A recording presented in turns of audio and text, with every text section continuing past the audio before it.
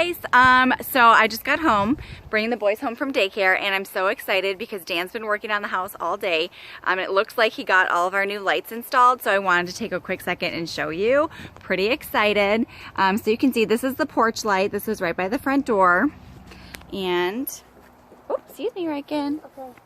Yep.